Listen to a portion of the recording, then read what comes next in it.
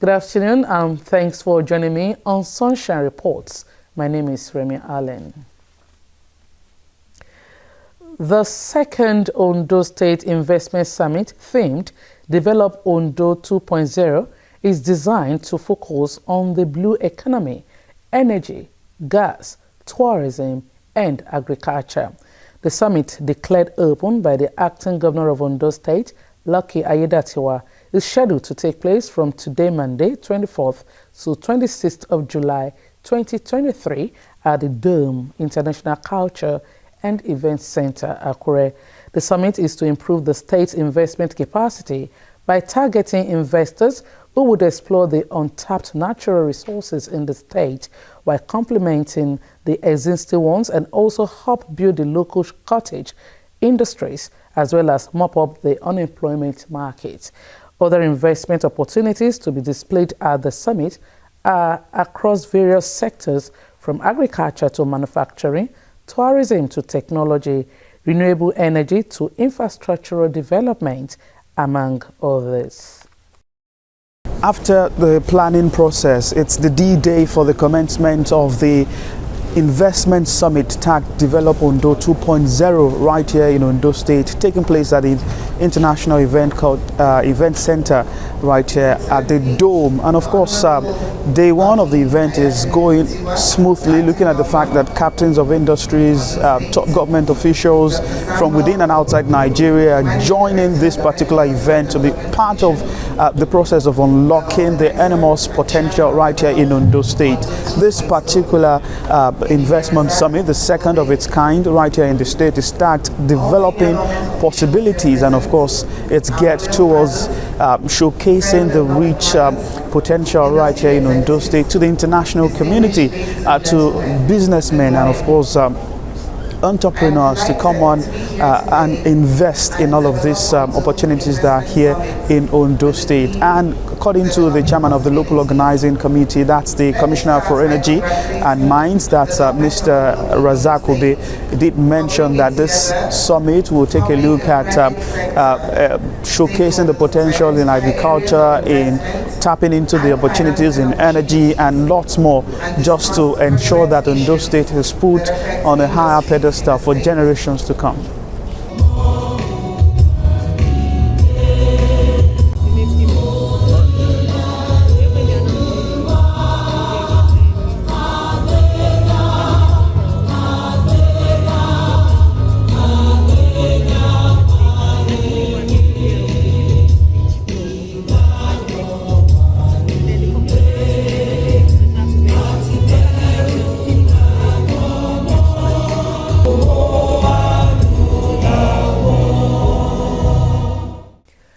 Ondo State House of Assembly has called on residents to desist from indiscriminate dumping of waste on waterways.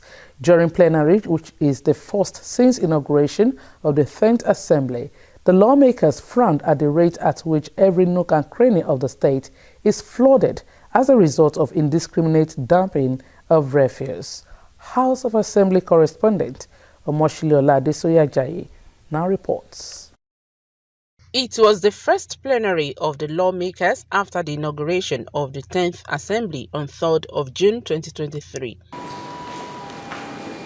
And the issue of indiscriminate dumping of refuse on waterways by residents and its attendant effect took the center stage during plenary, presided over by the Speaker, Olamide Oladiji. While condemning the act, some of the lawmakers called on government and other relevant stakeholders to take proactive measures on disaster prevention and rehabilitation of affected citizens.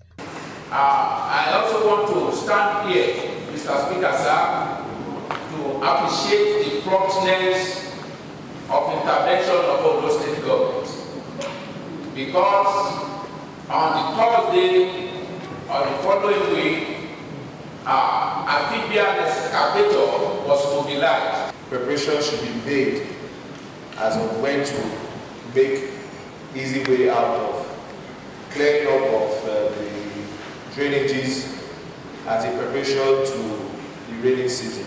We need a budget help in Northwest Phase 1 regarding the issue of flooding, and we know that the state government has plans, but the plans need to be done as soon as possible to aid populace.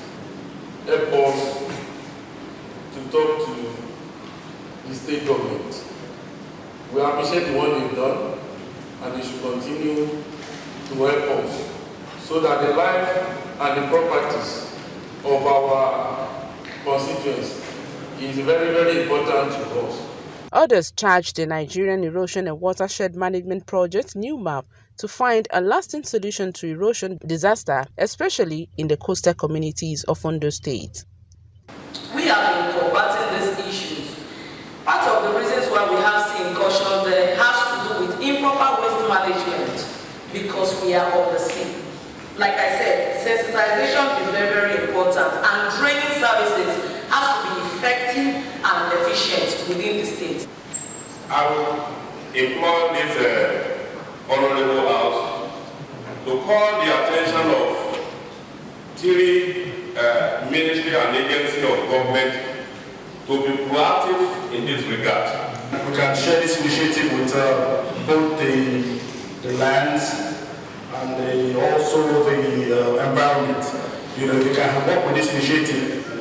They will mitigate all these floodings, and also I think affected people should be given financial assistance. The Speaker, Olamide Oladiji, directed the Clerk of the House to write to the Federal Emergency Management Agency, FEMA, and other concerned stakeholders with a view to sensitizing them on the plight of affected people and the need to come to their aid. He therefore set up a 7-man ad hoc committee on environment headed by the lawmaker representing Okitipupa Constituency 2, Ololade Gbegudu, to effectively engage stakeholders and find solution to the perennial flooding problem with a mandate to report back to the House in 7 days. The other committee will be saddled with the responsibility of writing and inviting the relevant stakeholder so that we can be able to tell us the plan enough for the people of Sunshine State, and at the same time the committee will report back to this General House. The Speaker equally summoned the Ministry of Environment to appear before the House on Tuesday, 25th of July 2023. Omoshiliola Adesoye Ajayi, Osrc News. Farmers at Akpomulono in Idonre local government area of Ondo State are counting their losses following the destruction of their farmlands by persons allegedly acting on the order of the Deji of Akure Oba Alade Toyibo Alade Lusem. Some landowners and farmers in the area alleged the Akure monarch of continuing to grab lands in their area, which is clearly beyond his domain, and selling them off without recourse to the owners. Osrc's Zaid Aribisala reports that the farmers who have lost plantations are calling on government to come to their plight and save them from losing their means of sustenance. His report.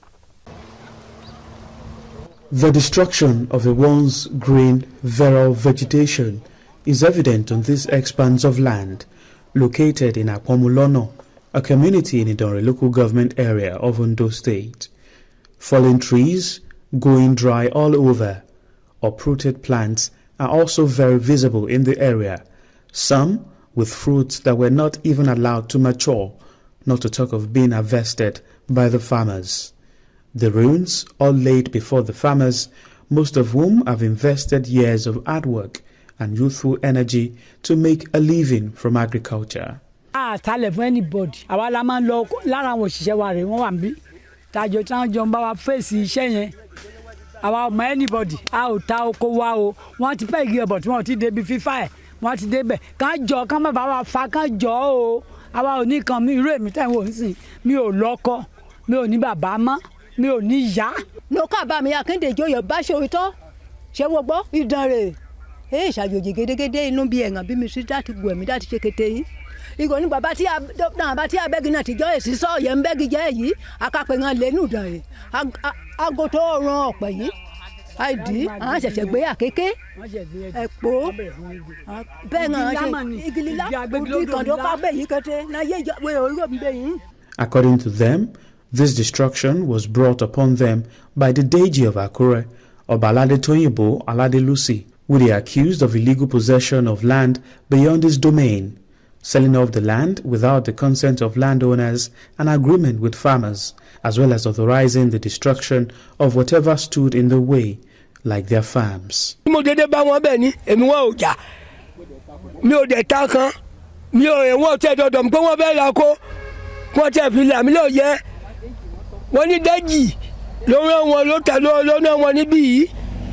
Nǹkan tó ṣẹlẹ̀ ni pé a ò mọ̀ lọ́n 30 of last month a wà ní oko òǹdó ṣàdédé já katakata tàbẹ̀ sí táwọn bá ṣe pè wá bá ṣe jáde sí títì nìyẹn pé wọ́n fẹ́ ṣe layout pé kíni báwo ló ṣe jẹ́ wọ́n ní layout ni wọ́n fẹ́ ṣe pé wọn ò fa oko àwa ní pé kò sáàyè bọ̀ nígbà tó bá ìwádà Saturday wọ́n ṣe kó àwọn tọ́ọ̀gì àti àwọn ọmọ fídán àti àwọn ayọ̀ lága ọkùnrin kínní gbogbo wọn bọ́n ṣe wá nìyẹn pẹ̀lú tọ́ọ̀gì pẹ̀lú ìbọn bọ́n ṣe bẹ̀ sí mú gbogbo oko ibi wọn bọ́n ṣe ń fa nìyẹn.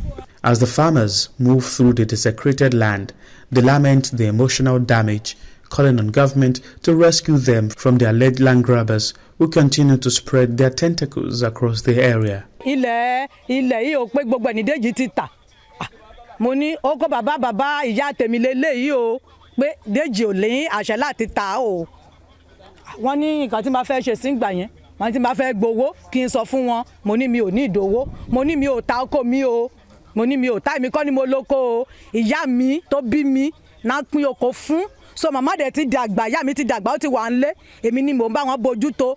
With their livelihood and means of sustenance now thrown into the wind, these old women and farmers who exerted their youthful energy tilling the land do not know how the losses will be recouped, but they are confident that government will rise to their plight soon. Findings have however shown that the state government has waded into the matter by setting up a panel to establish who owns the land among Akure, Idori and Isikan communities, as all are laying claim to the land. Said Aribisala, Osrc News. Vice President Kashim Shettima will join other global leaders for the first stock-taking moment summit holding in Rome, Italy from today to Wednesday, July 26, with the theme Transforming Food Systems for People, Planet and Prosperity. The Vice President will chair a high-level session on innovative financing for food system transformation, the case of Nigeria, and the side event on scaling up multi-stakeholders collaboration and investment in the implementation of food system transformation pathways in Nigeria. Shettima will then proceed from Rome to St. Petersburg in Russia to represent the President at the Russia Africa Summit scheduled to hold from Wednesday, July 26 to Saturday, July 29. While in Russia, the Vice President will join other political and business leaders at the second Russia African Summit and Russia African Economic and Humanitarian Forum, focused on strategizing to enhance relations between Russia and the African continent, among other benefits. Vice President Kashim Shettima will be representing President Bola Tinubu at the two major international summits in Rome, Italy, and St. Petersburg, Russia. The Enugu state government has urged residents to go out and carry out their normal business activities, iterating its earlier ban on Monday's sit-at-home order by the indigenous people of Biafra. The secretary to the state government, Professor Onya, reiterated that sit-at-home was illegal, saying businesses that refused to open in the name of observing sit-at-home risked being permanently shut. According to him, the ban on illegal Monday sit-at-home order remains effective. Hence, civil servants, schools, markets, financial institutions, business premises, and others are directed to resume normal activities. Professor Onya warned that markets that fail to open to customers on Monday shall be shut down indefinitely, and shops in the markets that close on Monday shall be sealed and reallocated to those eager to do business in the state. The Federal Airport Authority of Nigeria has shifted the implementation date for the new toll fare at the Nnamdi Azikiwe International Airport from July 17 to August 1, 2023. According to a statement by the management of FAN, the postponement was to allow airport users to enjoy more of the current charges. The statement noted that the fare for cars would change from 200 naira to 300 naira, while buses and sport utility vehicles would change from 300 naira to 500 naira. It added the fare for trucks would change from 500 naira to 1,000 naira, while the trailer and container tariff would be 2,000 naira. Financial experts have predicted a rise in the lending rates in the country ahead of the two-day Monetary Policy Committee meeting starting today. The monetary policy rate was raised to 18.5% at the last MPC meeting. Economic experts said, given the current economic indices, there was a high likelihood of a hike in MPR. According to them, the Apex Bank would increase the MPR in order to contain the rising inflation and recent spike in the money supply in the economy, noting that reforms recently introduced will exacerbate near-term inflation that is already running close to record highs. Lagos State government has responded to a leaked memo revealing its approval of over 61 million naira for the mass burial of 103 persons identified as 2020 EndSARS victims. The government maintained that the victims to be buried are not from the controversial Lekki toll gate shooting. In a statement by the Permanent Secretary, Ministry of Health, Dr. Olusegun Ogboye, the government insisted that details were being misconstrued, saying the victims were from incidents of violence that occurred in the aftermath of the EndSARS protests. Over 15 persons have been reportedly burnt to death after tanker exploded at Ore, Odigbo local government area of Ondo State. The fire was said to have been ignited by a spark from a phone held by one of the persons scooping fuel that spilled from the tanker on Sunday evening. Among the dead were 3 children and a pregnant woman. According to eyewitnesses, the truck lost control while driving before skidding off the road, which led to the explosion. Meanwhile, the Ondo State All Progressives Congress has described as unfortunate and lamentable the loss of lives in the tanker explosion that occurred at Ore, Odigbo local government area of Ondo State on Sunday. According to the party, it is a terribly shocking news. The Ondo State chapter of the APC, while mourning the untimely but avoidable death of the victims, urged Nigerians to be more careful with explosive items, no matter the level of temptation. While noting that times are hard due to the prevailing economic challenges, the APC noted that Nigerians needed to stay safe and in good health to keep hope alive. The APC sympathized with the bereaved families and the Ore community and prayed to God to comfort them. The Ondo State Police Command has confirmed the arrest of a driver who crushed a policeman to death at a checkpoint along the Benin-Owo Expressway at the Ifon axis of Ose local government area. According to the police, the driver, whose identity was yet to be revealed, allegedly hit the cop, who is an assistant superintendent of police, and was arrested by the men of the Nigerian Army at Sobe in Edo State.